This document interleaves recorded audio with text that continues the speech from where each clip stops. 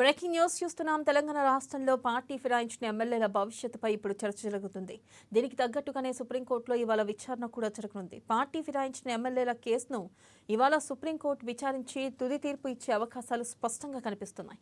తమ పార్టీలో గెలిచి కాంగ్రెస్ పార్టీలో చేరిన ఎమ్మెల్యేలపై అనర్హత వేసేలా స్పీకర్ను ఆదేశించాలని ఇప్పటికే సుప్రీంకోర్టులో కేసు వేసింది గులాబీ పార్టీ.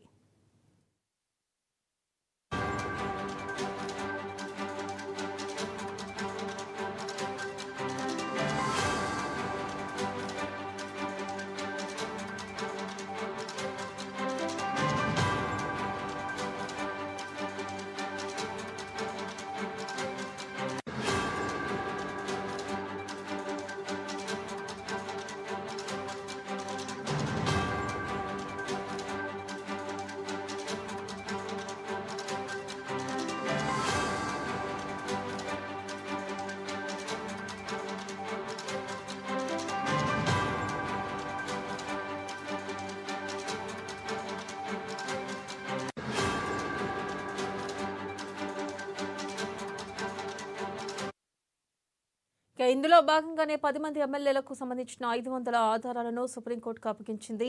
సుప్రీంకోర్టు ఎలాగైనా చర్యలు తీసుకుంటుందని ముందు జాగ్రత్తగా 10 మంది ఎమ్మెల్యేలకు నోటీసులు కూడా ఇచ్చింది. ఇక మరి ఇవాళ సుప్రీంకోర్టు విచారణ చేసి ఎలాంటి తీర్పు ఇస్తుందో అని ఉత్కంఠగా అందరిలోనూ నెలకొంది. ఒకవేళ 10 మంది ఎమ్మెల్యేలపై వేటు వేస్తే బీహార్తో పాటు ఈ 10 అసెంబ్లీ నియోజకవర్గాల్లో ఉప ఎన్నికలు జరుగుతాయి.